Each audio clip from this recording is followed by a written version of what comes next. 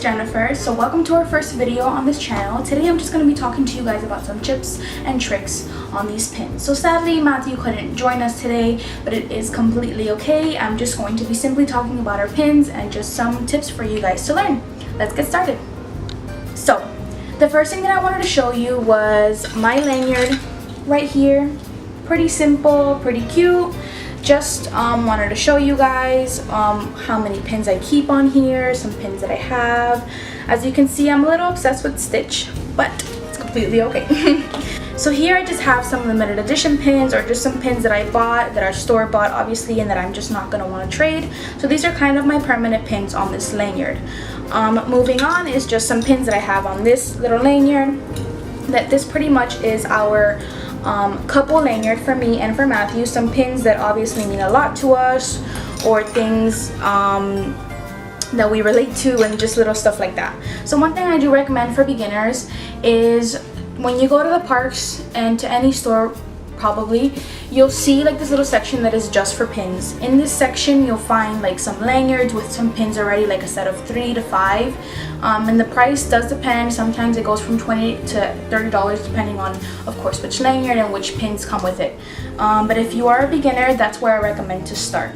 So one thing I do recommend for beginners is once you see that your pins are getting kind of bulky, or on your lanyard you just want to keep some pins that you're collecting, or some pins that you're not going to trade and are permanent, one thing I do recommend is to get a little case for your tradable pins.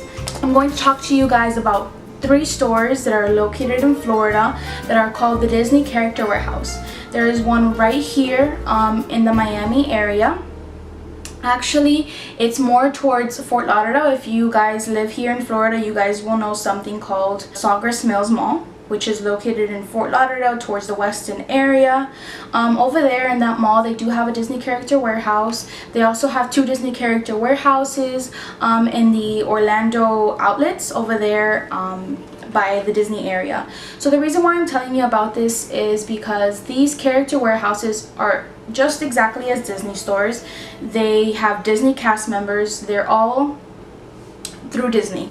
The reason why I tell you guys this is because when you guys start to pin trade and all of that stuff, you'll see that sometimes it'll become a little expensive if you do happen to buy everything at the park. At these stores, everything is discounted. Again, like I told you, it is not a third-party seller. This is all with Disney. This is all a Disney-run company. It has Disney cast members. If you even go to the ones in Orlando, they'll have even people trading pins in there. So it's an actual Disney store. It's just a discounted one. So the reason why this store is because it has items that were put at the parks. They weren't sold the way that they wanted to sell them, and then they'll just move them to this discounted store called the Disney's Character Warehouse store. So in this store you'll find a lot of things that are at a discounted price and at a really good price. That's actually where I go most of the time to buy my pins. So pins that'll come like in a pack of 5, let's say for example, that'll usually run you about $25 to $30 at the parks. At these Disney outlets, it'll come out to about 14 something or $15 at most, and it's for like a pack of 5, and it's the same ones that they sell at the park. So if you do start pin trading, one thing I do recommend is to go check these Disney outlet stores first before anything. Another thing that I recommend is that once you see that your pins are kind of getting bulky on your lanyard, it'll start getting kind of heavy, and you might just want to switch some pins that you just want to trade to the side. The best little storage idea I have for you is to just buy a little patch just like this. When you open it, it has a little fabric like so. You'll just put your tradable pins on here and call it a day. So moving on, I want to talk to you guys obviously about the storage for your pins. Obviously, when we started to bulk buy, if you guys don't know what bulk buying is, it's pretty much when you buy in this huge kind of like variety of stuff. Once this kind of got too small for us, we upgraded. I am a DIY person. I am everything do it yourself. I'm very creative and stuff like that, so I decided to go ahead and make my own little pouch for our pins. So this is a CD holder. Actually, this is a CD case. I went to Walmart. I bought some Mickey Mouse fabric. I bought this little lining with polka dots at Michael, and I made it myself. So this is when we first started to get a lot of pins and stuff like that, and we had a smaller amount obviously than what we have now. And here we just put our tradable pins. Any pins that obviously have no interest, that we have no interest in, or that are tradable pins, and we just want to trade with people for better ones, we'll keep it all in this little so-called binder, a little CD case. And we have all of our little pins in there, which is usually the ones that we take to the park since it's a much smaller storage case, just to trade with everybody. We ended up bulk buying even more when we found out about deals on Amazon and stuff like that, third-party sellers that just sell pins that are like tradable pins that they don't want anymore, or that they also buy in bulk and that they just want to trade and obviously gain money from them. We decided to start buying from Amazon, and that's when we found this company, and I will link it down below, that they are like a bulk buying company just for Disney pins. So when this case got too small for us, we decided to upgrade once again. So again, like I told you, I'm a do-it-yourself kind of gal, and I decided to make my own Disney binder. So I bought this little binder, well not little, but I bought this binder at Staples. I surprisingly found it on clearance. I was on the search for this for about 2 weeks before I found this on Staples sitting in the clearance aisle. So this is usually about $20 to $22 depending on the size that you get, depending on the one that you get, and I found it for $7. So I decided to go ahead and buy it since that was a steal right there, and I was looking for one obviously to put our pins inside, and I had to buy it. So I bought it. And one thing I do recommend when you do start pin trading even more is that if you are going to get obviously to the part where we get, when it comes to storage cases like this or storage cases like this, I always 100% recommend that you buy cases that have a zipper on it. Pins tend to fall all the time, especially if they're not secure enough. Most of the time it is not your fault. It'll just be that you're walking a lot in the park, there'll be a lot of motion. Sometimes even people will decide to take it on rides and forget to take it off, which is the worst thing. Please guys, if you go on rides or you go on something that has a lot of motion in it, take off your pins. They always tell you to take off anything that you have on yourself, obviously your ears when you go to the parks. So take off your pins because obviously you don't want one flying off. So I recommend that when you guys obviously put the pins on your lanyard, make sure that they're always secure, take them off before you go onto any rides. And when you do have them in some type of storage case, always remember to buy ones with zippers on it. Pins fall, that's what happens, and it's okay. But when they're valuable ones, obviously you get upset, you get sad. We don't want that happening. So always buy cases that have pins in them, so that way if they do fall, they'll still fall inside the binder and you'll be able to still have that pin at least. So we decided to upgrade obviously to this binder, and like I told you before, I found it on sale, had to have it. Went to Walmart, got some fabric, had this little patch that I actually got from Disney. I also obviously had that little like fabric, another like little fabric done, or that stitching done for the polka dots, and then I just slapped that onto the binder. We called it a day. So this one has a zipper in it. I'm just going to show you a few pins that we have inside. Obviously here we have way more pins, and in here I do recommend that when you start pin trading, the best thing that will hold your pins inside the binder are foam sheets. Best thing to do is to get foam sheets. So it's a little difficult for me to show you right from the binder, so I'm going to take the foam sheets out. These are some pretty thick foam sheets, got them from Walmart, pretty cheap. I think it was like a pack of like 5, came out to like $1 something, so it's a pretty good deal. These are just some pins that we recently got in our bulk buy that we are most likely not going to trade.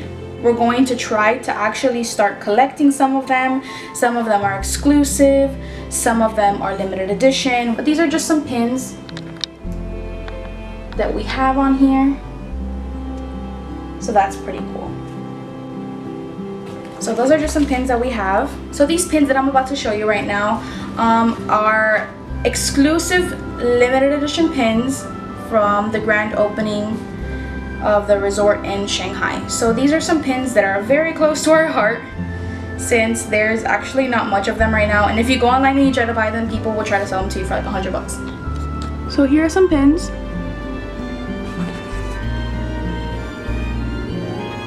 That are the grand opening ones that I was talking to you guys about. Here are some other ones that you guys might be able to see. So here are some pins that are pretty cool. This is actually a collection that I am going to start doing, which is the candy apple collection. Here are some more exclusive pins. These are all, well, most of them are from Shanghai. This bell one that you see right here is actually from Paris, from the Disneyland Paris, so that's pretty cool. We have some little clothespins, and the rest are actually from Shanghai and from Hong Kong, so that's pretty cool. And then here are just some other pins. Super cute. Some more pins that I'm going to show you are these right here, which, like I told you again, I'm obsessed with Stitch, so this is a super cute collection. Here are some other pins that we really like, and we're probably not going to trade unless it's for like a really, really, really good one. This is one of my favorite ones, so that's pretty cool. Now we get to our last and final page, and it's these. So these are the ones that we are currently collecting. These are some of our favorite collections right now. This right here is called the Ferris Wheel Collection. It comes all the way from Disneyland, California. We are actually almost done with this set. I think we have about 7 more to go. So this is a really cool collection. Here are some other ones. For these right here, these actually represent the fast passes that used to be back then from Disneyland. We're almost done collecting them. As you can see, we only need 2 more. We need letter A and C. Here's a little Wreck-It Ralph scene from the movie. And then this is our biggest collection right now. These are the character hats. We actually only have 1 more hat to complete the whole entire set, which we will be in the lookout on our next Disney trip, which will be next week. The only one that we're missing is the Captain Hook hat. Other than that, that's it. Once we complete that set, we'll be finished with our first set ever.